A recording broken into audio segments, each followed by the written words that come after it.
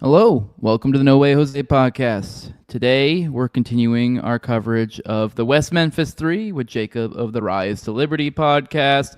In this episode, we'll be focusing in on many confessions of the West Memphis 3, the many confessions. We're making a whole episode of it, and there will be probably more to come. I hope you enjoy this episode. We will see you in it. Be sure to hit the subscribe button and hit that bell for notifications. We'll see you in the show.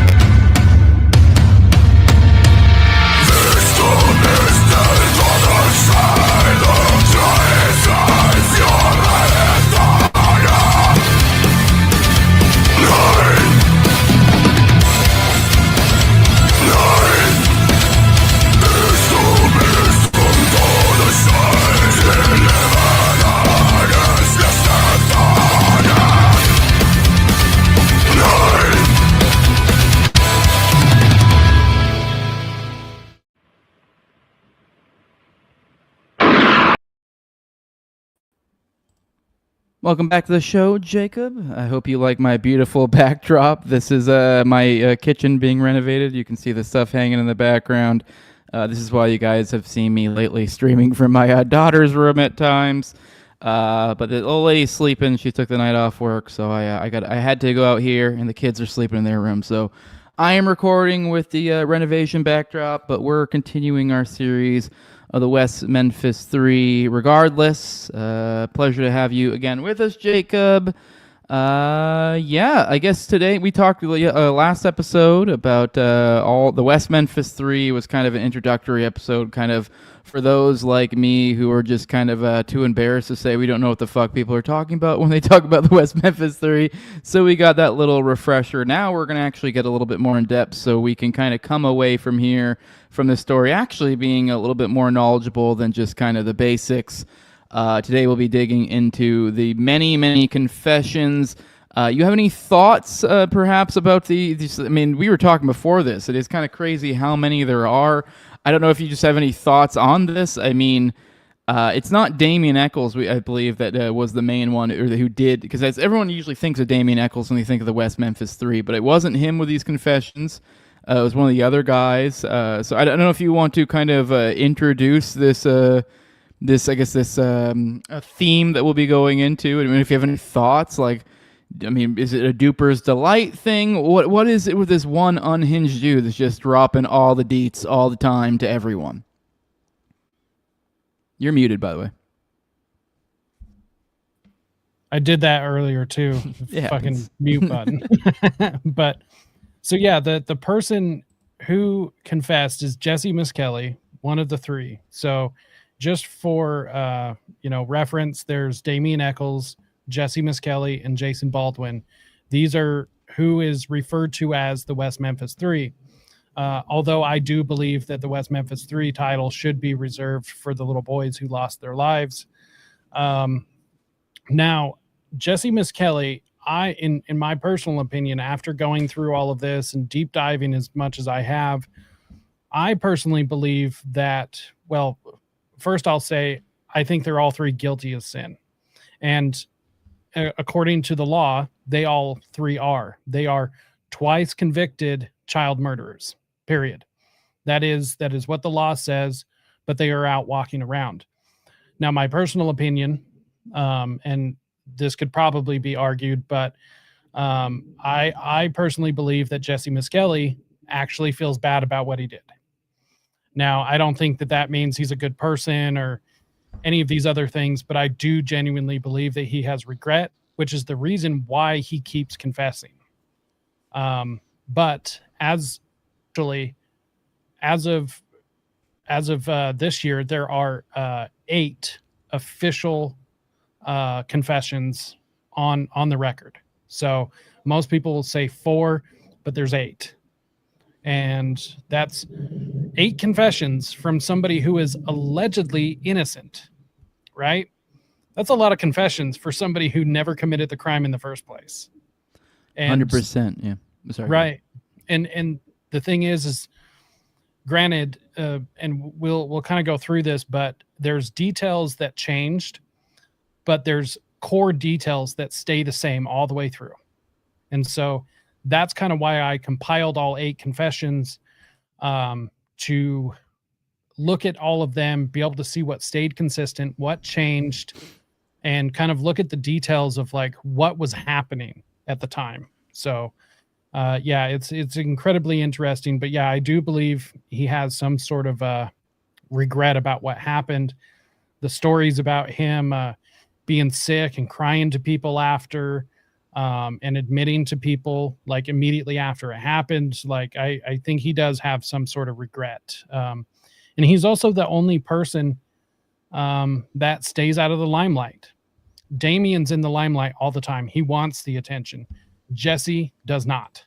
He wants to stay the hell out of it. So well, all right. I guess let's, without further ado, let's go ahead and get into them.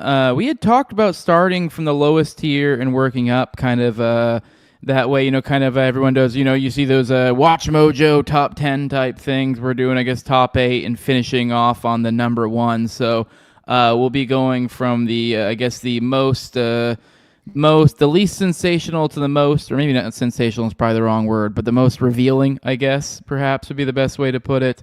Now, as I was, I was just thinking about this. Now, feel free to pull an audible and go chronological with it if you'd prefer, because I was thinking about, I don't know which way would be the better presentation.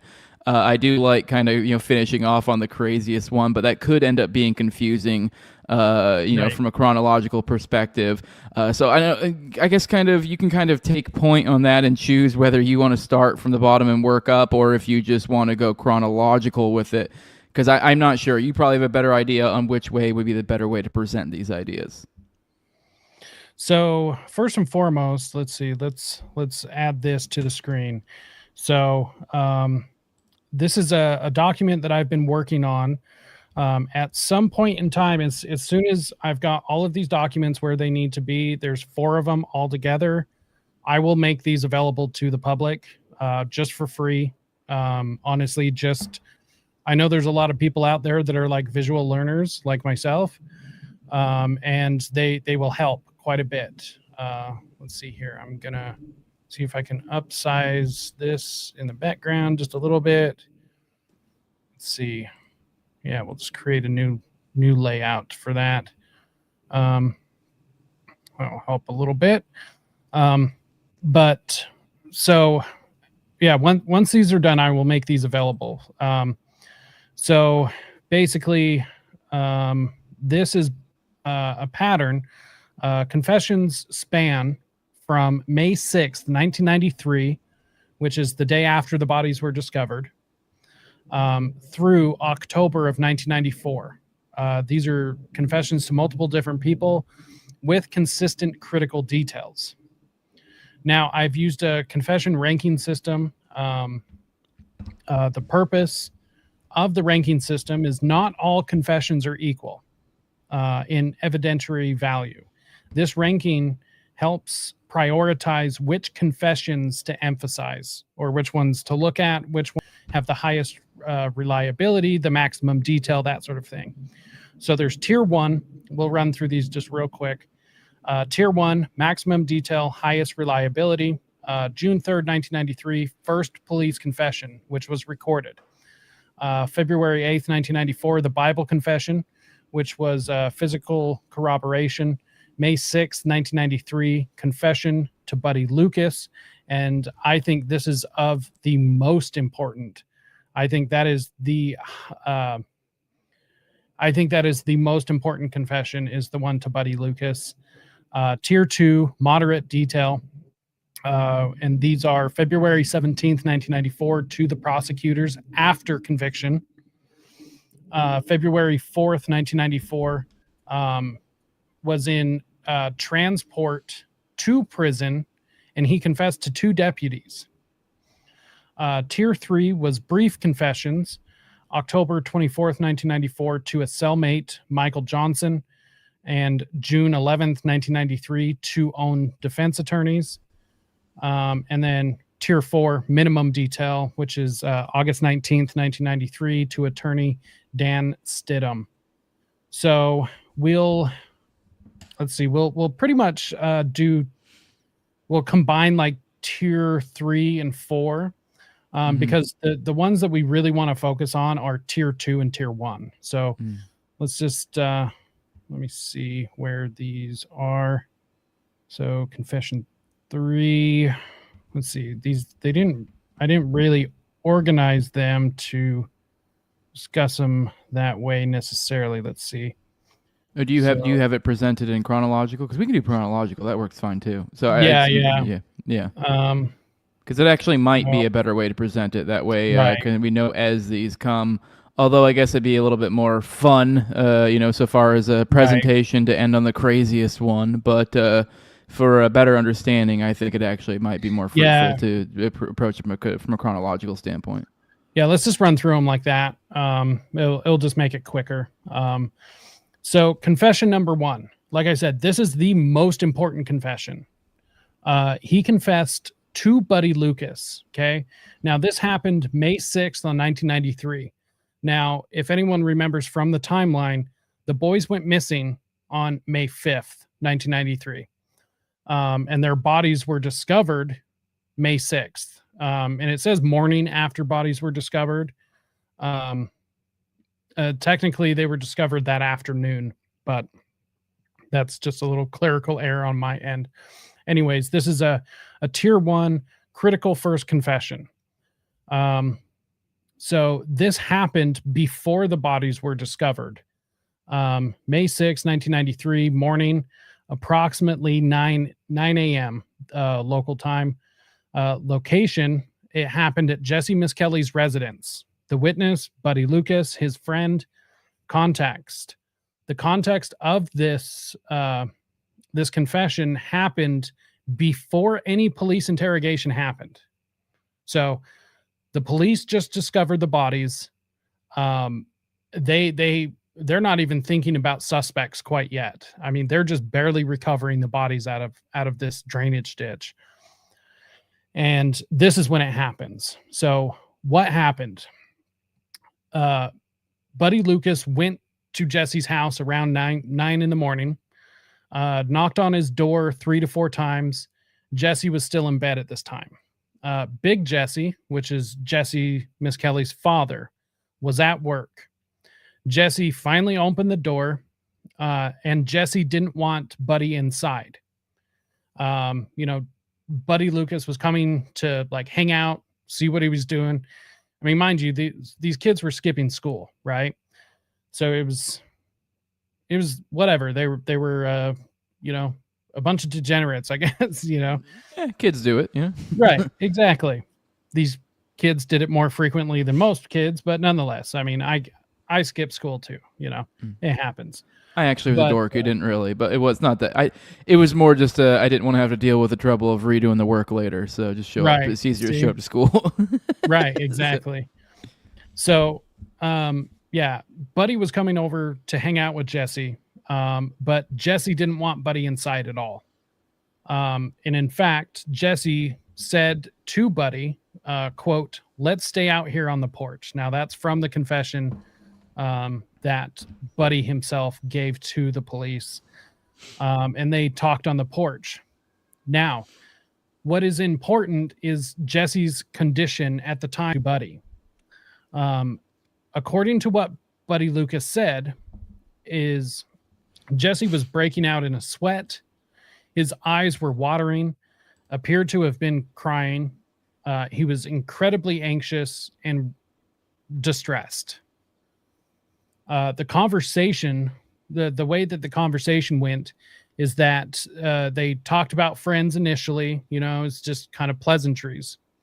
Then Jesse told Buddy, quote, "Me, Jason, and Damien went walking last night in the town of West Memphis."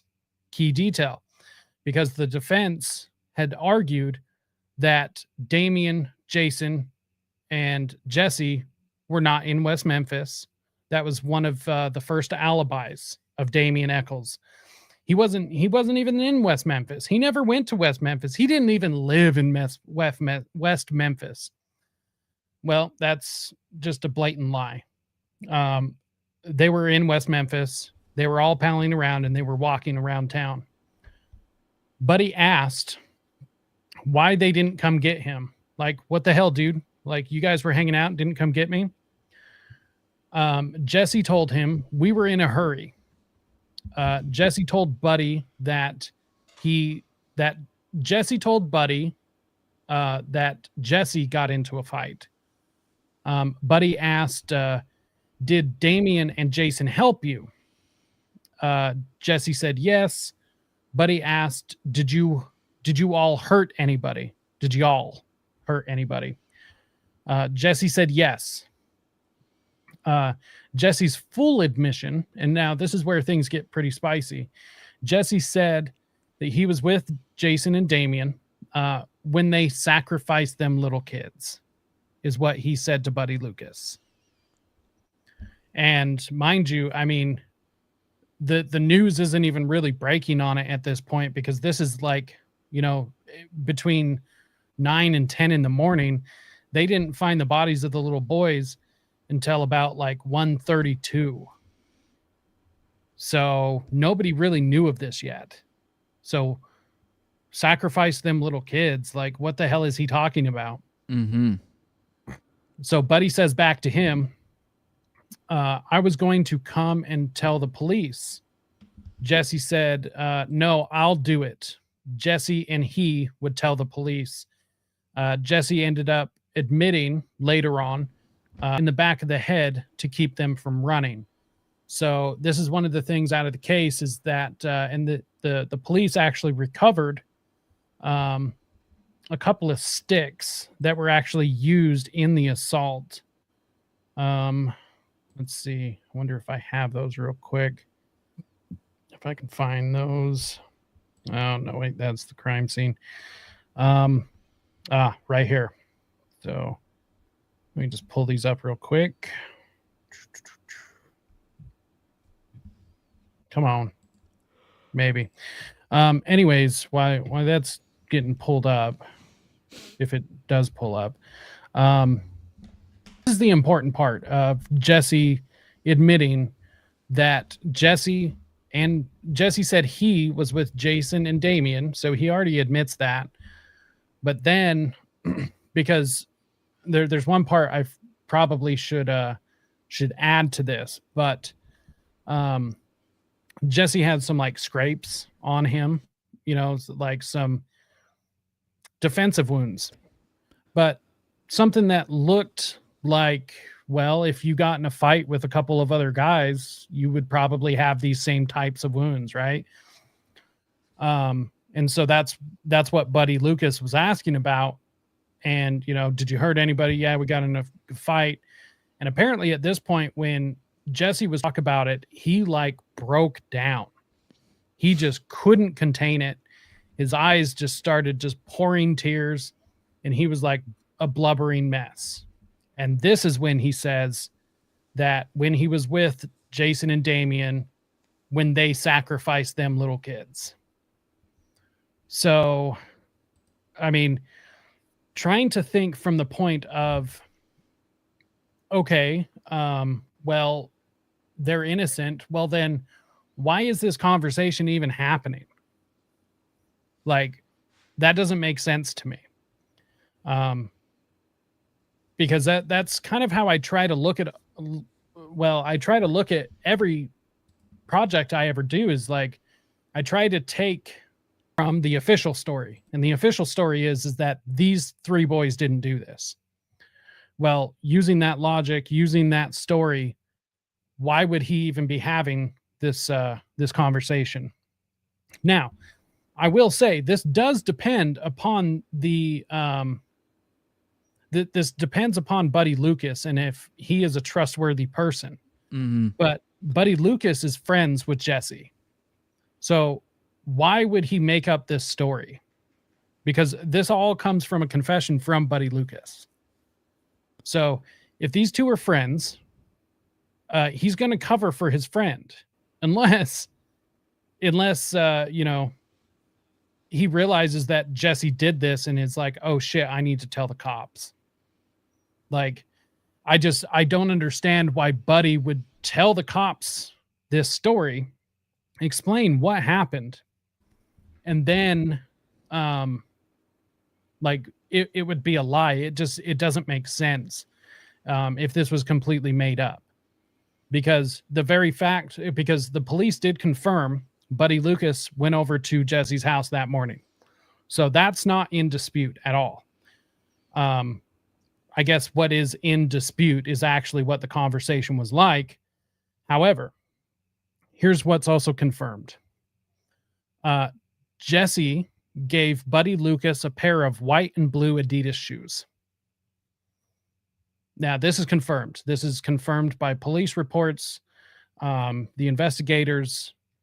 This was used during trial and everything. Jesse picked them up and started to hand them to Buddy, suddenly dropped them, broke out in a sweat, and started crying. He said to Buddy, "Man, take those shoes. I don't want to see them no more." Buddy asked, "Are you sure?" "Jesse, take them. I don't want to see them no more. I don't want to have nothing to do with them shoes." So Buddy took the shoes. So these were the shoes that Jesse was wearing when the three boys were murdered. Now, the corroborations. Buddy Lucas's polygraph results. Once again, I mean, it's a polygraph, right? It's not like everything, but it is one, yeah. Right. It is one data point, Mm-hmm. and it should be taken into consideration. So now Buddy Lucas's polygraph results. Question number 3 was, did you tell the truth in your statement? Buddy answered no.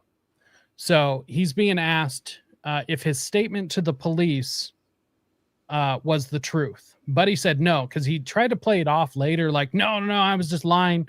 I wasn't telling you the truth when I gave you this statement about this conversation. Well, they determined that was a lie. You know, where's that Maury meme? We've determined that was a lie, meaning that the incriminating things about Jesse in his statements was true. Question number 5 to Buddy Lucas was, did Jesse give you those shoes? Buddy answered no. They determined that was a lie, meaning Jesse did give him the shoes.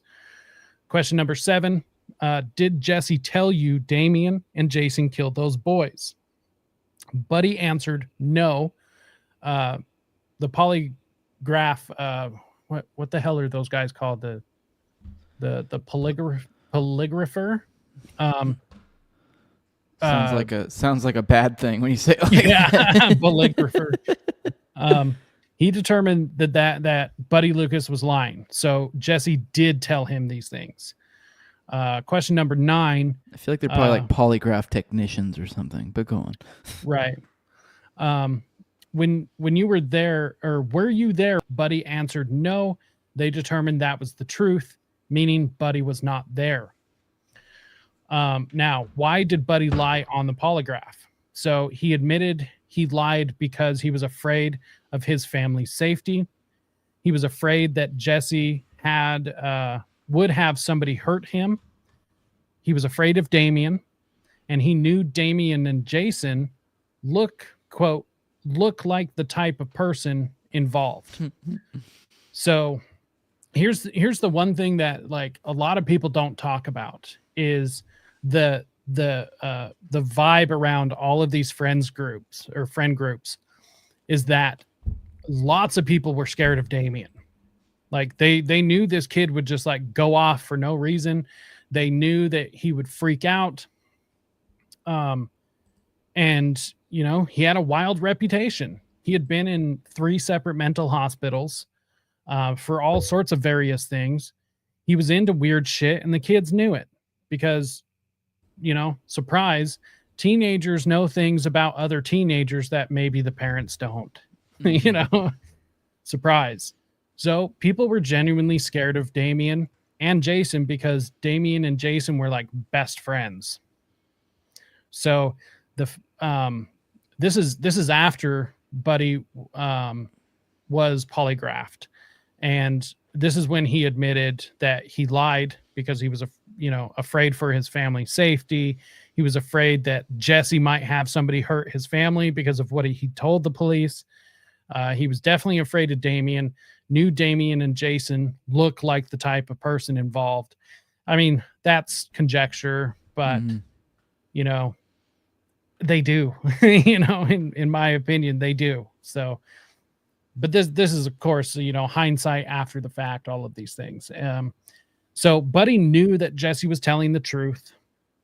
So this is a quote from Detective Ridge and Buddy Lucas. Detective Ridge said, "You know when Jesse tells a lie and when he's telling the truth?" Question. Buddy. Yes, sir. Detective Ridge.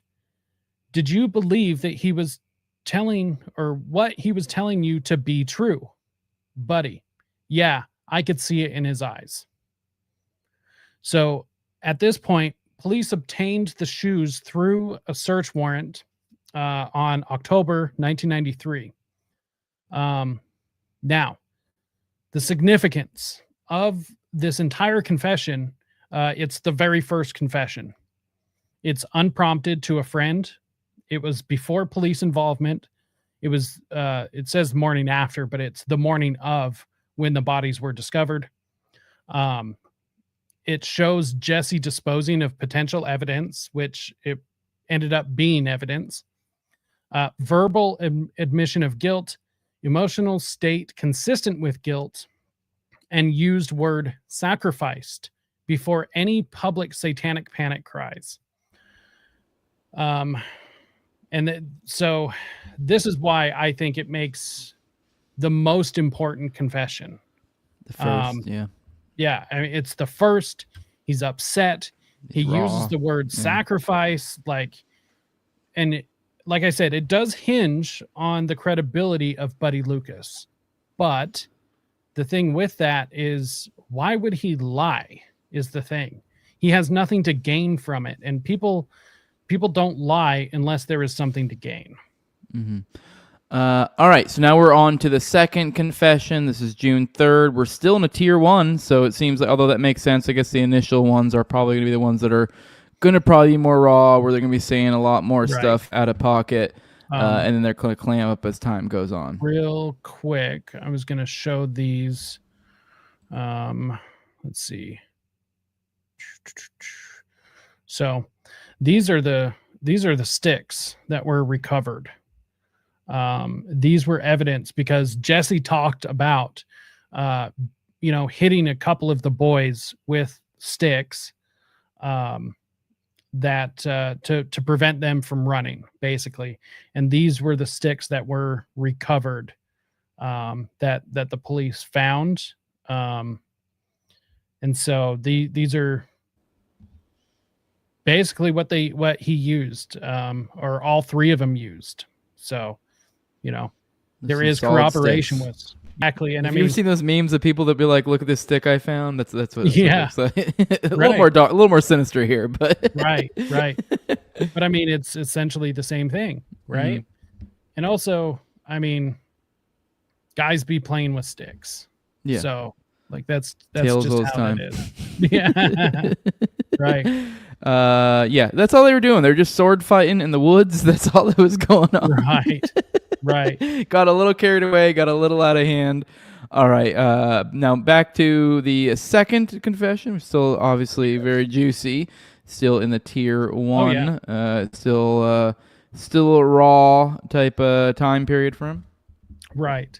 So this is also an incredibly important confession, because this is where the timeline starts to split, when the people that claim innocence and the people that claim guilt kind of disagree, right?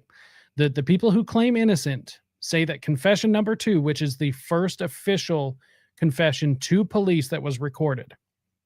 They claim, the people who claim innocence say that this entire confession lasted like 10 to 12 hours is what you'll hear. Now, it was like 4. 2 of those was Jesse being polygraphed. So it's like they want to make it seem as if the police sat him there for so long that he got to a point that he would just say anything. That's not true. It's not even close to true. It's not what happened.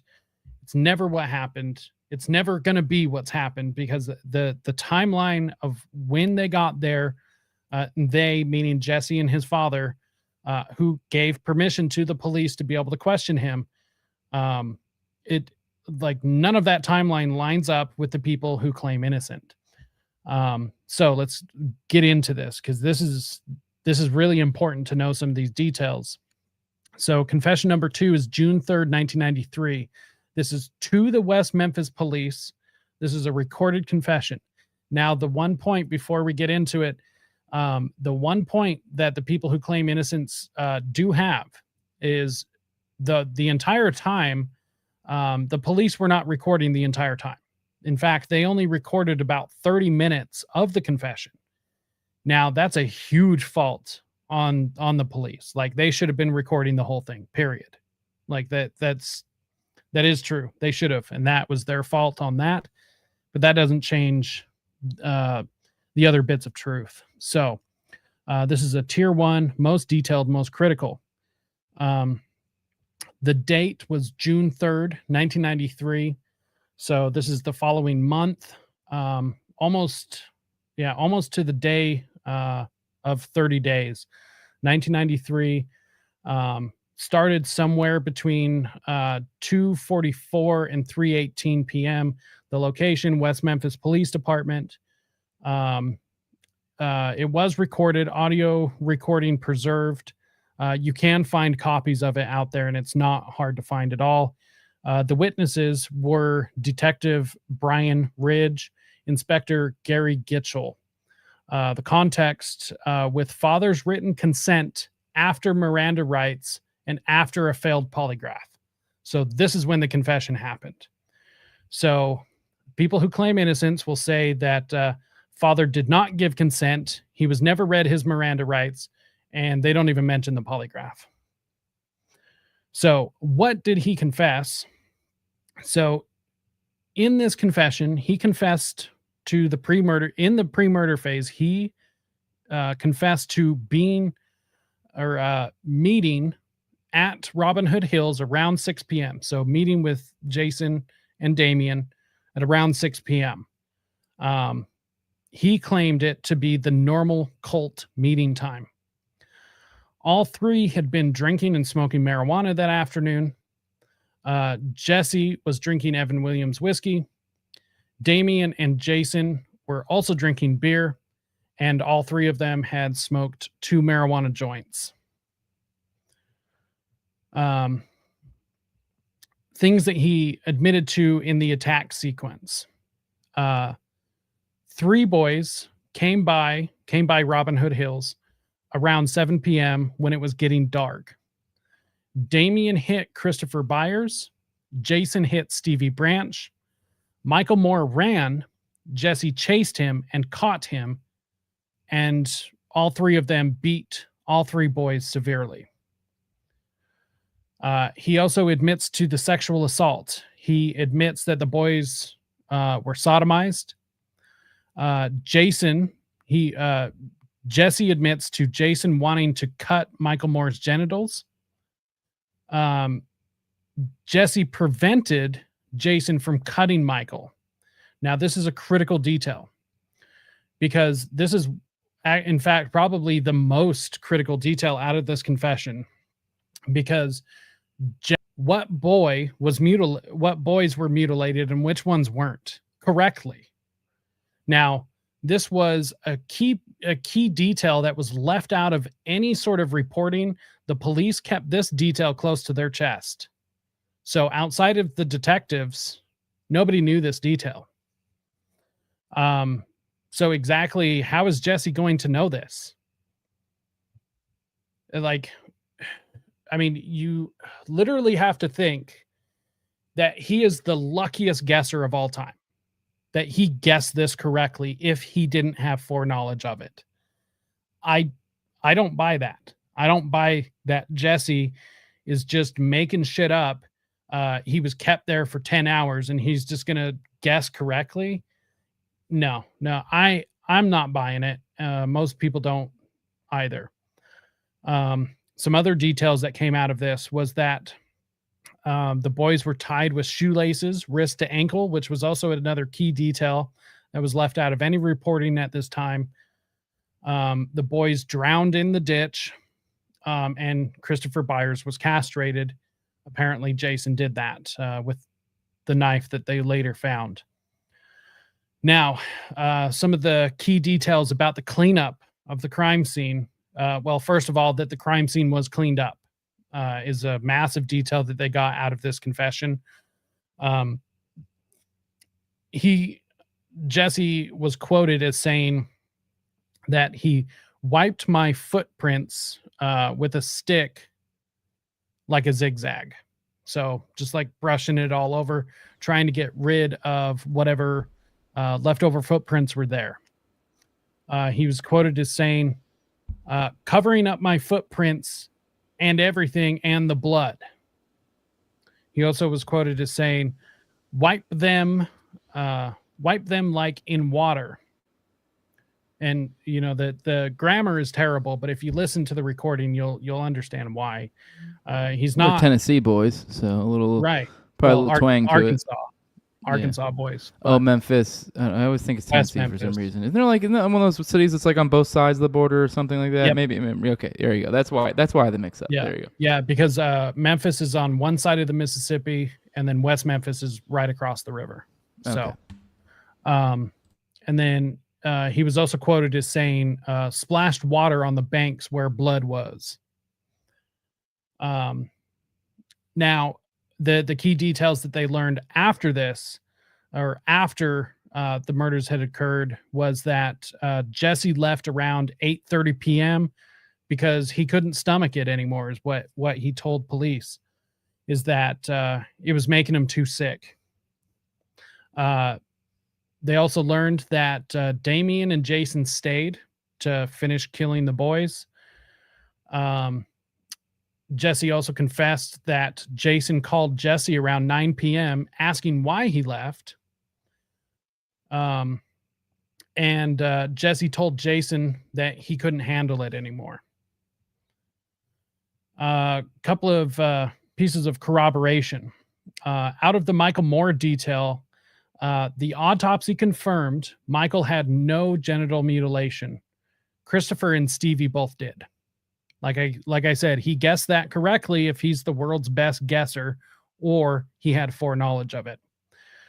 The cleanup methods, the luminol testing 1 week later matched the description exactly to what Jesse had said in his confession.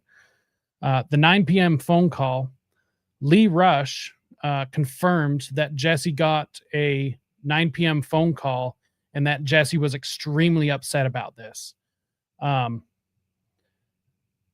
Let's see, crime scene layout. Michael Moore was found 30 feet from the others. So this confirms that Michael Moore tried to run away and Jesse caught up with him and hit him with a stick.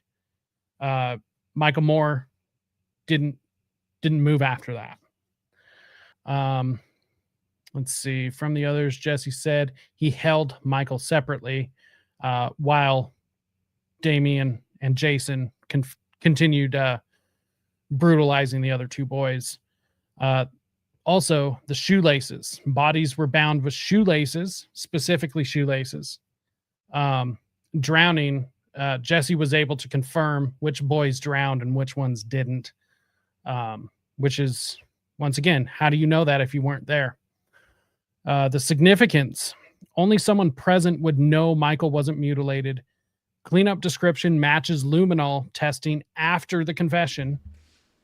So, I mean, they've got crime scene evidence that matches his confession. The phone call independently verified by witnesses. and multiple non-public details were accurate. So, I mean, even if say that Jesse is retarded, because that's what they claim. They claim Jesse has an IQ of 72. It's not true, first of all. And you can tell this if you watch the first documentary, Paradise Lost. Jesse is being told by his defense that if you get a low score, then it will disqualify you for the death penalty. There's a whole scene. His defense attorney telling him, score low, and they won't kill you. like it's ridiculous. Now, he's not a smart man, he's not Einstein, but he's not a retard. And even if he is, he still knows right from wrong, because he's showing signs of guilt in Confession 1 and Confession 2. So, and once again, 8 confessions in total. Now, he's still, to this day, apparently, anytime like he's asked in like a big interview or whatever, has also made confession statements. So it's like, this is probably destroying him inside. And honestly, you know what? Good. Yeah. To some extent, yeah. I mean, I guess I'm glad that he's speaking out, but right. Yeah. All right, we're on to Confession 3. I think we'll actually probably maybe break the confessions up to 2 episodes now that I'm thinking about it. But we have June 11th, 1993. Now he'll be talking to his attorney, so we're going differing levels, differing people. We're at tier 3 now. I know the last one was pretty wild, was dropping some details that would be you would only know if you were actually partaking in the crime. Right. All right, now we have to his own attorneys, which, hey, this is a common thing. You hear these sort of confessions to attorneys and such. So, what did he have to say to his attorneys? Yeah. So we'll be able to start moving through these a lot quicker, also because as we move down the tiers, they're less important. We don't need to focus on them as much. So. Although there are key details at certain ones. But anyways, so confession number 3, June 11th, 1993, like you said, to his own attorneys. And this is 8 days after being arrested. This is as far as my ranking system that I came up with, this is a tier 3, which means it's brief. But the reason why this confession is important is because it destroys the people who claim innocence. They claim that this was immediately recanted. And that's not true. It's not true at all. Once again, date, June 11th, 93, to his own defense attorneys. Context, 8 days after arrest, no police pressure. Okay? So that's also important to note, because they keep claiming, well, he confessed to the police because he was there for 10 hours and he just wanted to get out of there and he's dumb and they took advantage of a retard. And it's like, no. And this destroys that. So what happened? It's plain and simple. Jesse confessed to his own attorneys that he was involved in the murders. I was there. I did it. The significance of this is did not immediately recant as innocent advocates claim. Confessed to people trying to help him. No police coercion possible. Attorneys had no incentive for false confession. This is 8 days later, had time to think, and he still confessed. Like, what the fuck? Why? Like, you got to remember. The cops are scary. Right. And he's a retard. Yeah. Cops are scary. He's a retard. So we'll just move to confession 4. Like I said, so some of these, as we move down the tier, there's less detail that's significant, but this is the significant details. So maybe we'll get through all of them. Never mind. Maybe I'm full of shit. So yeah. So confession number 4. This is August 19th, 1993. This is to his attorney. This is when Jesse is in jail. Okay. This is to his attorney, Dan Stidham. Ranking. This is a tier 4 on my importance ranking. Evidence, but there's minimal detail that you learn from this. And once again, anybody that wants to go look these up, you can find them. They're not hidden. They are out there. And in fact, I can give anyone who's interested, the website to go find them. So this confession number 4, was August 19th, 1993. Location, Clay County Detention Center. This is to his defense attorney, Dan Stidham. Context, this is months after the arrest, and he's meeting with his lawyer. And what's interesting, this isn't like a super important meeting or anything. It's not like he's got court the next day or anything. It's just kind of a meeting, right? So what happened? Well, Jesse gave statements to his attorney, Dan Stidham, continuing to confirm his guilt in the murders. He just kept telling him, I did it. I was there. This is what happened. So it's the same details that we learned from the Buddy Lucas confession and the first confession to the police. The significance of this is because it's months after the arrest. There's no ongoing police interrogation. It's to his own lawyer, who needed truth to defend him in the first place, and continued confirmation of involvement. So we got more confessions to. If anything, it sounds like probably just a repetitive confession to the lawyer, hoping something happens. It sounds like kind of wild. He's gone over and over and over again. But yeah, all right. Now we're on to confession 5, a little bit more important. So we're back up to tier 2. Right. So confession number 5, February 4th, 1994. This is the day he was sentenced. So this is post-trial, okay? This is ranking number 2, very important. After conviction, no benefit, absolutely zero benefit to anybody. There's no point in him confessing at this point. He's already gone through the trial. Because for anyone who doesn't know, Jesse Miskelly and Jason Baldwin and Damian Eccles were all tried separate. Well, not all of them. Damian Eccles and Jason Baldwin were tried together. Jesse Miskelly was tried separately.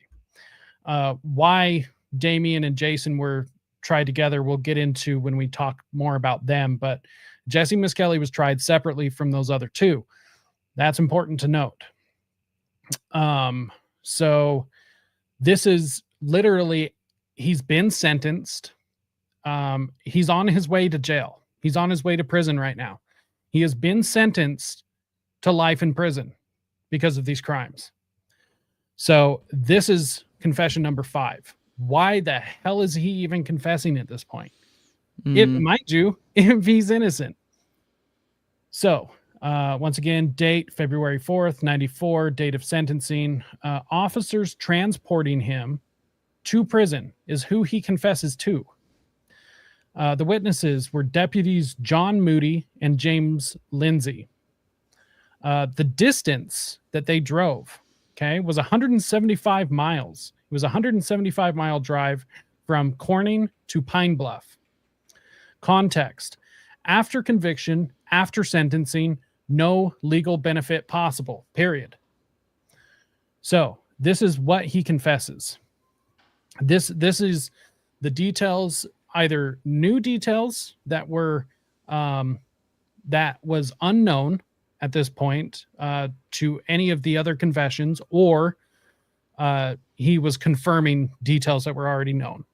Are the details that I've outlined here. So what he confessed: substance use. He was drinking Evan Williams whiskey that afternoon. Apparently started fairly early in the afternoon and drank it all day. Drank beers with Damian and smoked 2 joints with Damian and Jason. And he smoked 2 joints and these more. Yeah, exactly. Exactly. That's a good reference for those who get it. But go on.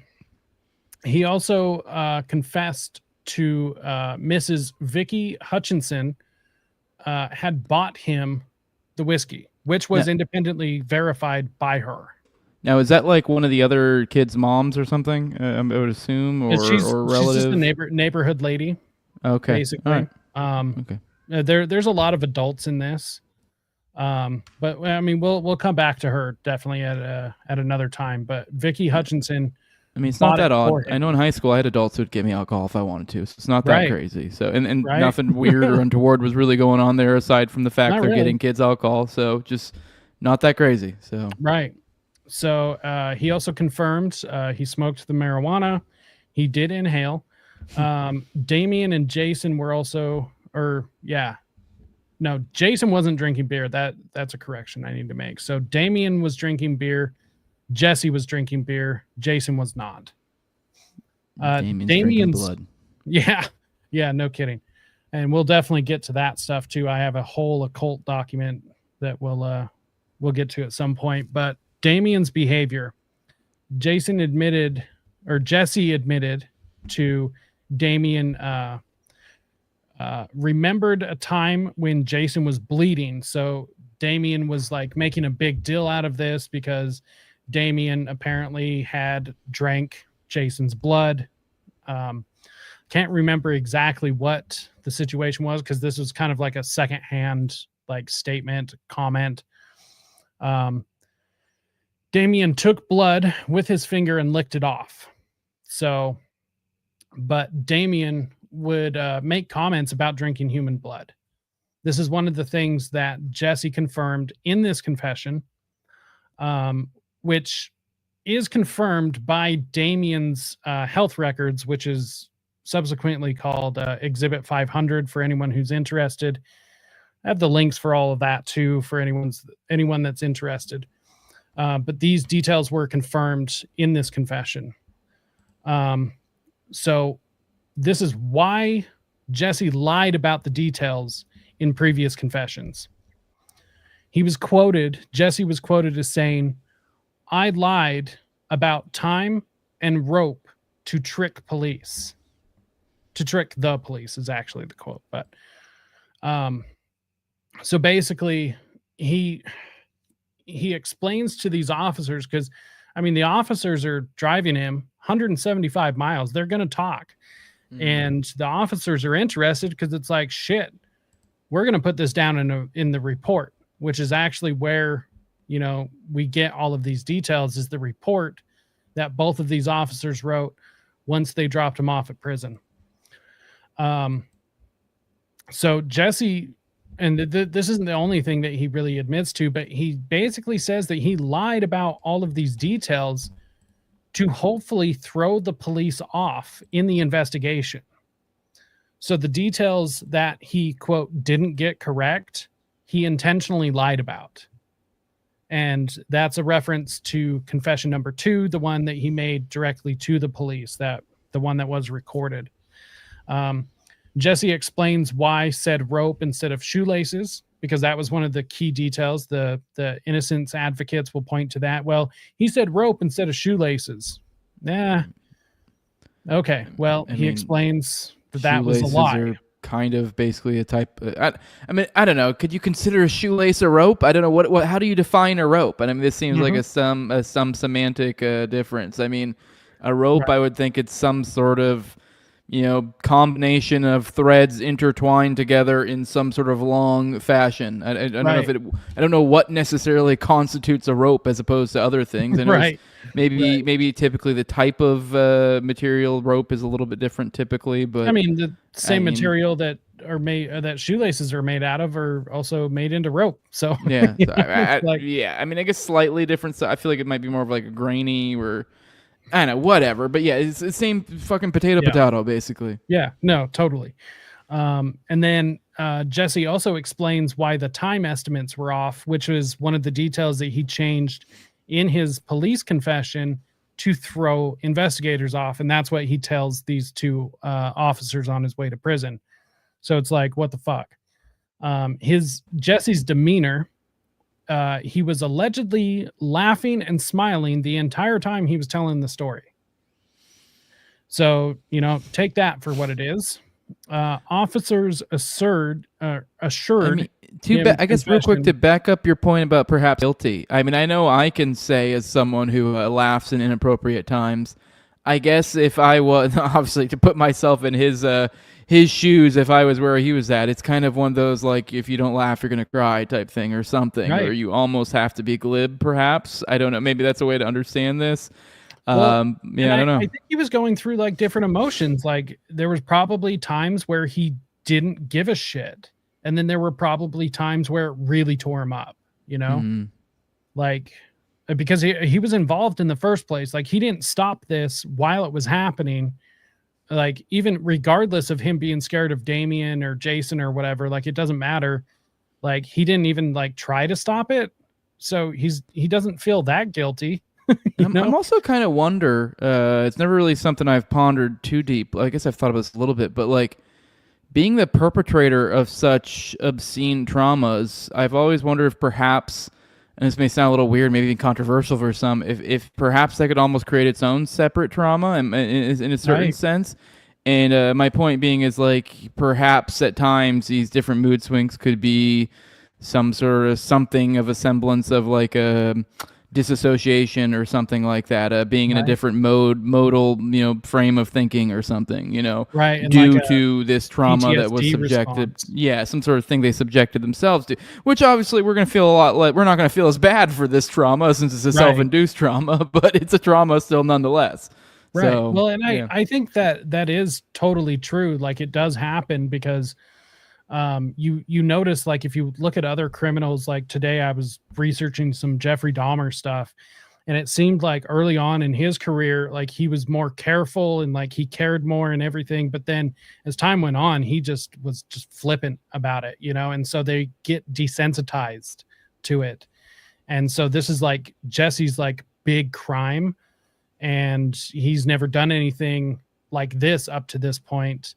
Um, and so, yeah, it's going to traumatize him to a certain extent. Having seen this, I mean, that's why he left. He said he couldn't stomach it anymore. Hmm. So, yeah, I think you hit the nail on the head there.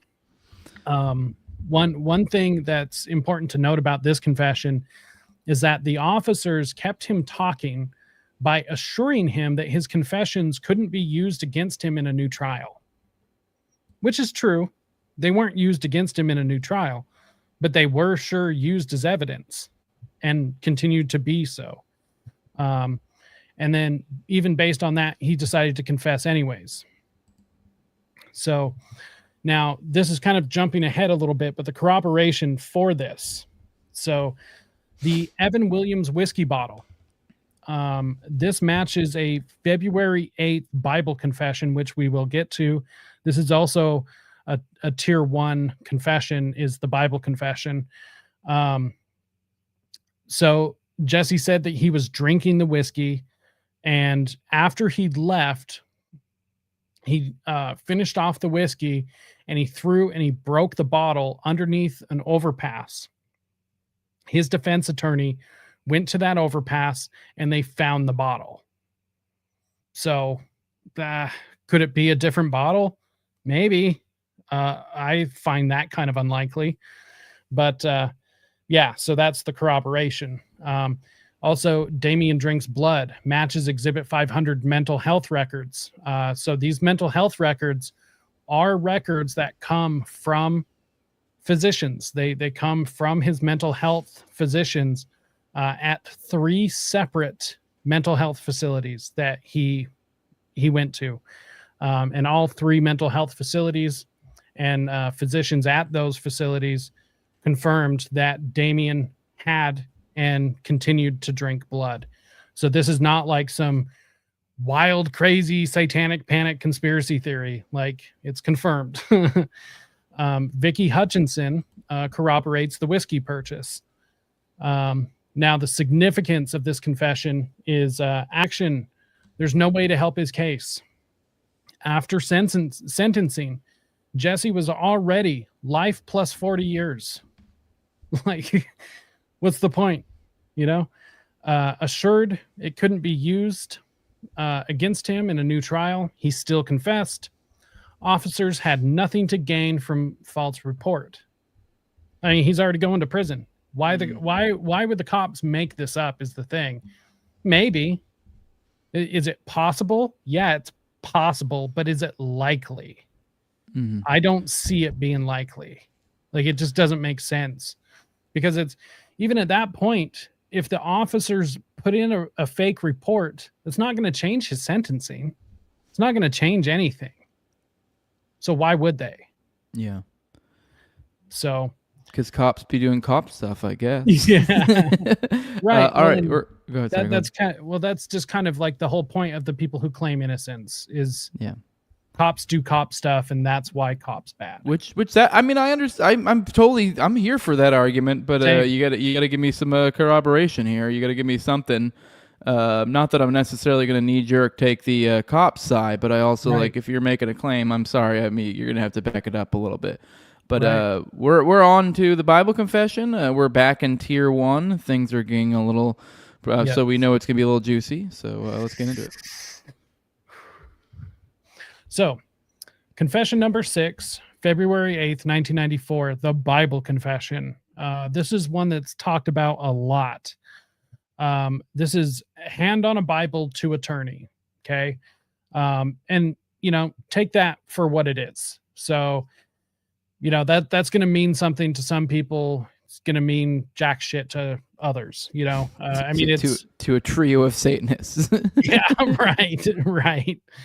So, and it's in my opinion, I think it does matter to a degree. It's like the polygraphs. It's a data point, right? And everything with this case is you've got to take it as a whole. You look at it individually, you look at the data points individually, but you take the whole thing as a whole, because any one of these by themselves is not necessarily incriminating. It's all of them together. That's what's incriminating. So this is a tier 1, second most critical physical corroboration. Date was February 8th, 1994, 4 days after sentencing. The location was the Department of Corrections in Arkansas. To his defense attorney, Dan Stidham. The witnesses that were present, Dan Stidham, the defense attorney, Brent Davis, the prosecutor, Gary Gitchell, the inspector or the investigator, and John Fogelman, the second prosecutor. The method of the confession was hand on a Bible, swore to tell the truth.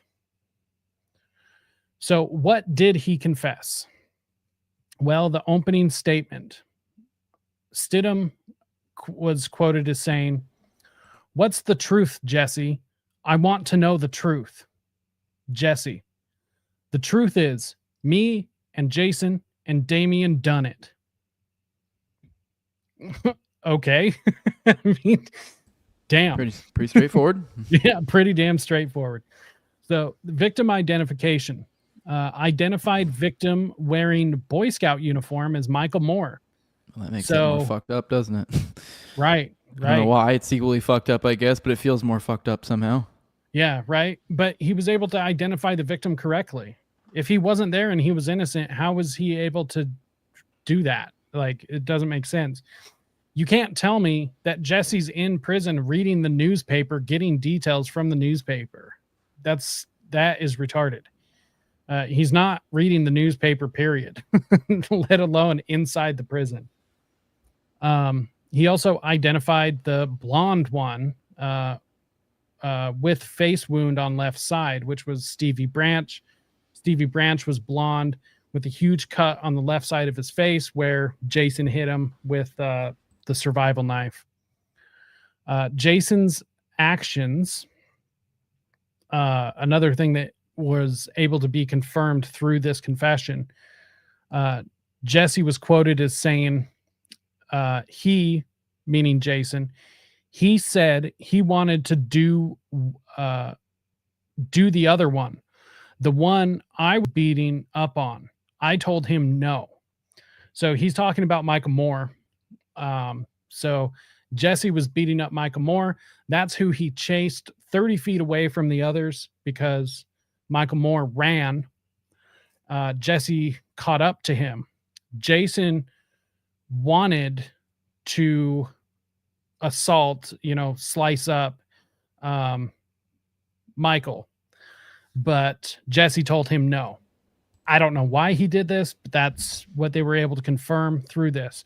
So what's I mean, we've interesting, seen a few statements similar to this along these multiple confessions, right? and as weird. I mean, I guess. Well, I mean, maybe we're being a little bit too nice to Jesse here, but as weird and as fucked up as it may sound, it sounds like he's actually, every time he's done this, it's been almost into reducing harm. I mean, he's still like killing the kids, like, Right.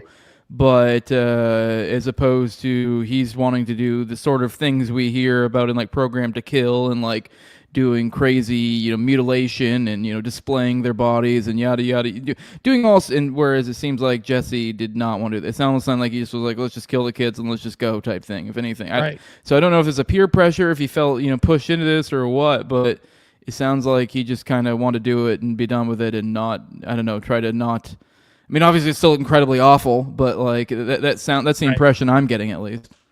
Right. Well, and what's interesting is each confession becomes more and more true. Like there's less details that are wrong. There are less details that he lies about. And the reason why you see that disconnect from everything that I've done as far as the research is that killers still want to like distance themselves from the crimes that they committed. Like, I mean, unless are like a genuine, complete sociopath and just don't give a shit. And there are those people, but Jesse Miskelly is not one of them. Like, I think he's a terrible person. I think he has psychopathy issues, but I don't believe that he's a genuine just sociopath that just doesn't give a shit. I think that's Damien. Because Damien wants to be in the spotlight. Jesse doesn't. There is some part of Jesse, some part in his dark soul that, this does tear him up. Now, it doesn't change anything. He's still a child murderer, but there is that to take into account. And let's see. So he's an Jason's ethical child murderer, or a more ethical child murderer. I guess not Right. ethical. He's a more ethical than the Right. alternative. I guess the least guilty out of all the guilt. Yeah. Who's most justified? That's Right. awful. None of them are, but I guess who's most? That's the joke. That's the bit. But go on. So Jason's actions that were also confirmed was referring to Jason wanting to mutilate Michael like he did Christopher. Jesse prevented it. Like, that's kind of a big deal. The whiskey bottle, which is the most important part of this confession, is that Jesse said he was drunk on Evan Williams whiskey, which definitely played into all of this. The fact that they were abusing substances, definitely got them like it broke down their inhibitions. Yeah, liquid courage. So, yeah, right, exactly. I mean, it sounds like he's confessing a bunch. He's seemingly trying to mitigate harm. It's very clear. It totally makes sense. It tracks that he would need some sort of liquid courage to help Right. make this happen in the first place. Right, and I take it as, first of all, like Jesse was just kind of, he just wanted to get fucked up. Like that's just what he wanted to do. And this just turned into something that he didn't plan on. I do think some of it was peer pressure. I think some of it was because he was scared of Damien and Jesse. But then it's like, if you're scared of these two, why the hell are you hanging out with them? Like that doesn't make sense, but hey, whatever. Now what's interesting about this, so he was drunk on Evan Williams whiskey, which is very specific, he said that he threw the bottle. The bottle broke under a bridge in West Memphis on the way home from the crime. Like I mentioned earlier, they went and found the broken bottle. The specific location was the I-40 underpass nearest to Walmart at that time. The attorney's response. So Dan Stidham's reaction to this. Talked to Jesse for 10 to 15 minutes. That's how long this whole thing lasted. Came out visibly shaken, very upset and unnerved. Dan Stidham grabbed the Bible, went back in for 30 to 45 minutes more, came out, told prosecutors his client's stories matched with the facts, said he would believe confession if they could find the bottle, which they did. So, All right. and mind you, this is this is Jesse's defense attorney. So why is he saying this to him? You know, in front of the two prosecutors and the investigator. Dan Stidham, Gary Gitchell, John Fogelman, Brent Davis, all went to the I-40 underpass near Walmart, found the broken Evan Williams bottle in the exact location he said it was. Vicky Hutchinson verification. They called Vicky Hutchinson, asked if she bought Jesse Evan Williams on day of murders. Her response confirmed she did buy. So, just to kind of go through corroboration summary, Boy Scout uniform, Michael Moore confirmed wearing Cub Scout uniform. Blonde one, left side face wound, Stevie Branch confirmed. Michael not mutilated, autopsy confirmed. Evan Williams bottle found in exact location Jesse described. Vicky bought whiskey, she confirmed when called. Zigzag cleanup, repeated detail matching luminol. The significance, hand on Bible, sacred oath for some. For whatever it's worth. Yeah. I mean, it means something to some people. So Yeah. To his own attorney, person trying to help him. And this is who he tells. Like, okay, that makes sense. But he does it in front of the two prosecutors and the investigator. That doesn't make sense if he's innocent. This is after conviction, no legal benefit. Physical corroboration, bottle found exactly where he said. Witness corroboration, Hutchinson confirmed whiskey. Victim detail, correctly identified specific injuries. Attorney, visibly shaken, clearly believed it was true. So it's like, at this point, it's like, I mean, just going through these, like, you're telling me that these people are innocent? I'm not buying it. You know, it's I mean, we've seen a ton of corroboration in this part. I mean, the whiskey bottle's pretty convincing. I mean, but hell, we've got wounds, being described, outfits. It's getting ridiculous. We're down to last two though. We're on tier 2 with this confession number 7 on February 17th, 1994. And this is to the prosecutors, I believe. Yep. To the prosecutors 9 days after the Bible confession. Date February 17th, 1994. Two prosecutors, Brent Davis and John Fogelman. Okay, once again, to the prosecutors, not his defense. He's already been sentenced, already went through the trial. He's in prison. There's no reason for him to talk to these people. 9 days after Bible confession, 13 days after sentencing. So what happened? Prosecutors noted that Jesse had not been promised any deals for testimony. Okay, that's an important detail here. The defense attorneys begged him not to give this confession.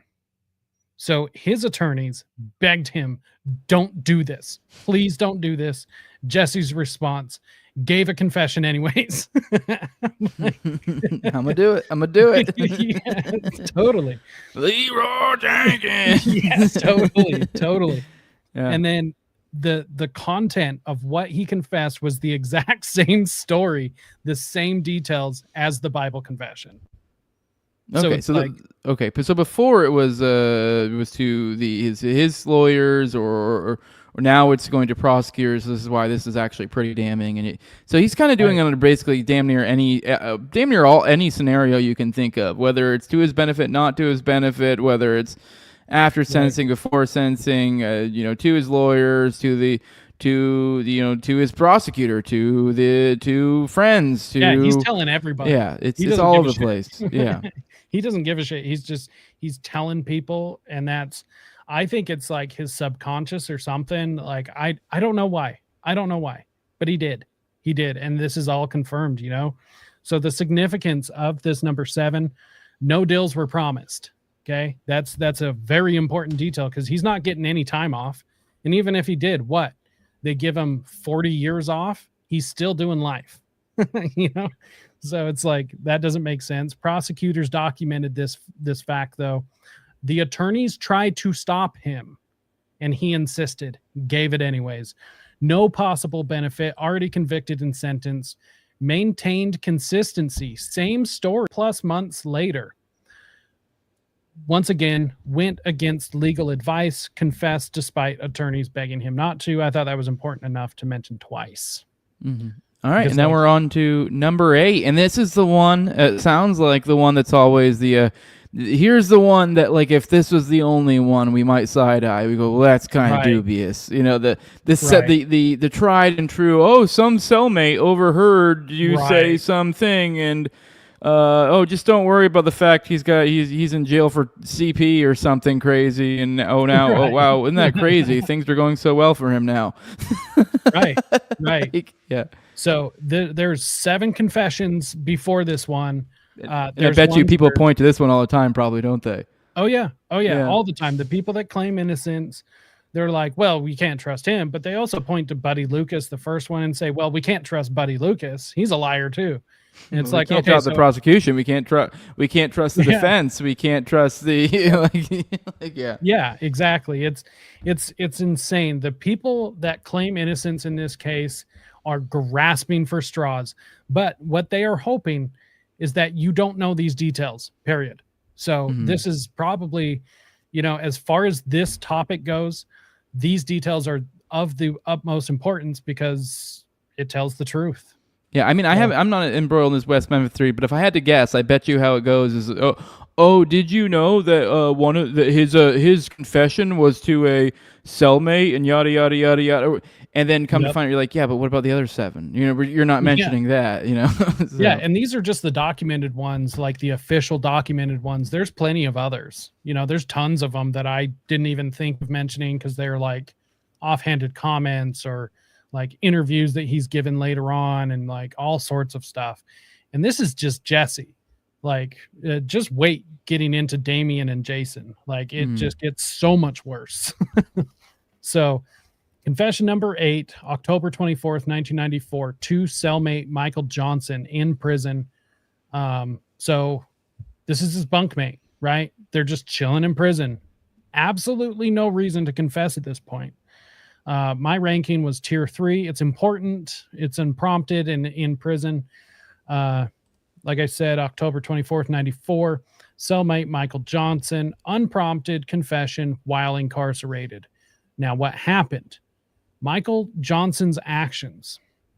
Michael Johnson heard Jesse's confession. So they're sitting in the cell, they're chatting all day. So Michael Johnson, after he heard what Jesse said in his confession, wrote to the prosecutor, Brent Davis, and begged Davis to keep Jesse behind bars for the rest of his life. Said, please, for the love of God, never let this man out. I'm paraphrasing, but the letter, you can find the letter. It's out there in public. Johnson's description of Jesse was a cold, morbid person. That is a direct quote. Details that Johnson got right, all facts about the crime. So the letter, I believe, is like a 2 or a 3 page letter, if I remember correctly. Maybe that should be like the cold intro for the for our next episode on the evidence. Right. But yeah, That would be a good idea. yeah. Accurate description of events, consistent with known evidence. So, I mean, he got it all right. So, how would he know that? I mean, yeah, I guess he could read, but here's the thing: is he's also confessing like specific details, right? Like stuff that the newspapers aren't going to cover, because newspapers, even back then, and there's a huge depository or database of all the newspaper coverage all the way up till like now.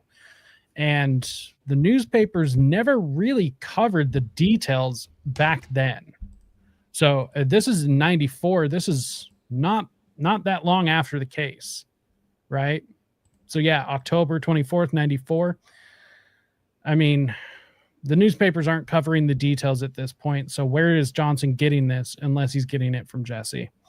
One detail prominent or potentially wrong with this, and this is important to point out, is Johnson said Jesse mentioned leaving a woman's nightgown at the scene.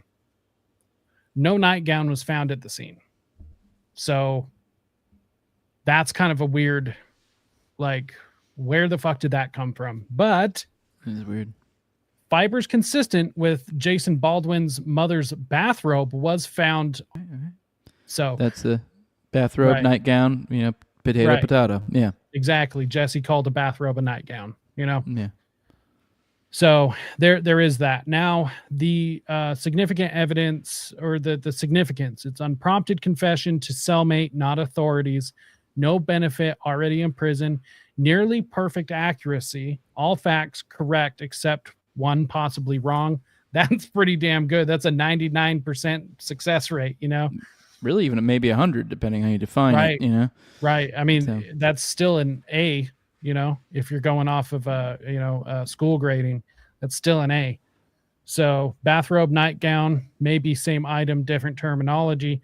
Johnson's reaction: begged to keep Jesse locked up and called him cold and morbid. huh. Like, that's pretty damning. Yeah. I don't know what to make of that, trying to understand where he's coming from with all this, confessing to everyone, yet this guy thinks he's a gigantic asshole. So, I mean, I guess to some extent he is, but I don't know. Once again, it's weird he's getting it off his chest. If I ever did something so ungodly awful, I'd tell fucking no one. Right. Right. Like, easiest way to get caught is if you tell on yourself. But best way to not get caught is to not do it in the first place. So, count me out on child murder. I won't be doing that anytime soon. No kidding.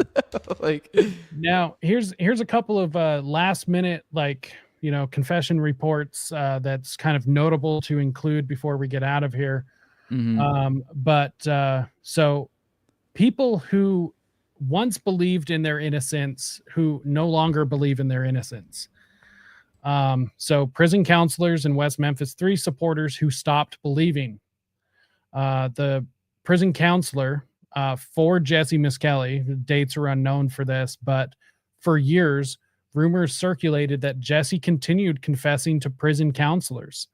Status: none have spoken publicly, so this, take that for what it is, but the corroboration is multiple independent reports from different sources have stated that at least, I think it's 3 or 4, minimum 3, maximum 4 prison counselors were once supporters who have now come out and stopped believing.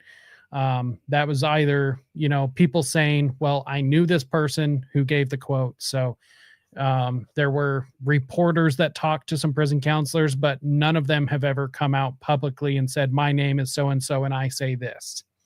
So take that for what it is. Now, this is kind of an odd thing, but there was a website back in the day. This was before the 2011 release of the three monsters, but there was a website called True Romance. And Jesse had befriended this girl. Allegedly, her name is Lindsay. Never found out her last name. She's never come forward. As far as I know, but she was a West Memphis 3 supporter. You can still find this message board, by the way. It is out there. The West Memphis 3 supporter who posted on discussion boards, real name possibly Lindsay, her actions. She befriended Jesse Miskelly, wrote and received letters, talked on the phone, visited Jesse in prison, believed in innocence initially. The conversation: asked Jesse directly, were you involved in the murders? Jesse gave an answer.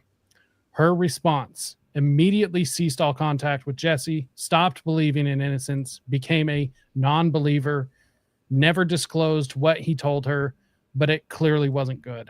So the significance is sort of supporter became non-believer after direct conversation, immediate she stopped talking to him. Like, what the hell? Why? And once again, you can find these messages. You can find the messages that she put out there. So it's not like this person never existed. The website doesn't exist anymore, but it's on the Wayback Machine. Let's see. So Jesse's father, this one's significant, and then we'll get out of here. Yep. So the public statement on camera. This was June 7th, 1993, days after Jesse's arrest, and IT TV. So this is a local affiliate in West Memphis. This was an on-camera interview. You can find the video. Super easy. Jesse Miskelly Sr., Jesse's father. What he said on camera, the on-camera admission, quote, Jesse Jr. may have been with Echols and Baldwin at the crime scene.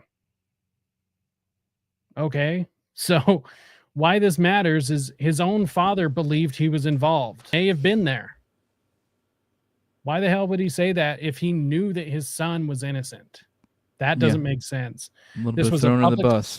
Right. Public statement on camera. But the whole statement in context was basically like, well, he might have been there, but he didn't do anything. Was like the whole context, you know? And it's like, so he was there, but he didn't partake in the violence. Okay. You should probably just not say anything, Dad. Yeah, no shit. So this was a public statement on camera recorded days after arrest, immediate reaction, family acknowledged, father knows son, may have been there. You know, it's like, what the fuck? And so this is everything that's left in this document, basically pattern analysis. And like I said, this will be available once I finish like correcting all the mistakes and I go through everything. I mean, there's all sorts of extra information, but that's where we are. That's the 8 reported confessions. That's why it all matters. But wait, there's more. Next episode, we'll be coming back to you guys talking about the actual evidence as opposed to just words that people said, which is evidence. It's evidence all the same. But we'll be talking the physical evidence if words don't do, because sure, technically with confessions, I guess it is always like, it could be a whole bunch of coinky dinks. Just so happens there was those fibers. Just so happens there was that Evan Williams. Just so happens it's like, sure, we can get swept up in a whirlwind of coincidences, but you get to a certain point with the physical evidence, you're like, I think we're beyond coincidence. I mean, we're beyond there with confessions as well, but just to kind of dead to rights, I mean, it is astounding, you know, as it stands now, that this has become this thing that people ran with, you know, the Innocence Project or whatever. But here we are. Jacob, let people know where they can find you at, and we'll continue our coverage of this series again soon. We'll do this again pretty soon. I don't know, we'll figure out a time, probably in a week or so or something like that. Yes, sir. So the best place people can find me, they can go to allmylinks.com/rise to liberty. You can check me out on YouTube, Rumble, Odyssey, BitChute, all of those places. You can check me out on X, Telegram, all the places. Pretty much anywhere Rise to Liberty is where you can find me. You can also find me on Beware the Mockingbird on Substack, where I post all of my written articles. You know, I've got all sorts of things to help out the show. I've got a merch store, which you can go to risetoliberty.store, pick up an awesome mind control hoodie or a long sleeve shirt or coffee mug, all sorts of things. So that's the best places you can find me. Hell yeah, brother. Be sure to, if you want to help this show out, hit that like button, share, subscribe, comment, leave a 5-star review on iTunes or Spotify. You can find the show on YouTube, Rumble, all the major audio podcatchers, and Twitter as well, at Tower Gang Jose. And if you want to support the show in the best way you can do that with money over here. You can see the QR code over at patreon.com/nowayjose2020. The lowest level is $2. That gives you access to early episodes. I do about 1 to 2 of those paywalled episodes per week. Try to keep 4 behind the paywall at any given time. You also get access to the ad-free RSS feed. You also get access to Telegram and the pre-show, the post-show, and video calls from me and Austin's weekly live call-in show, Already Dead, that Jacob produces for. So he'll be there with us as well. He's a frequent joiner into the show.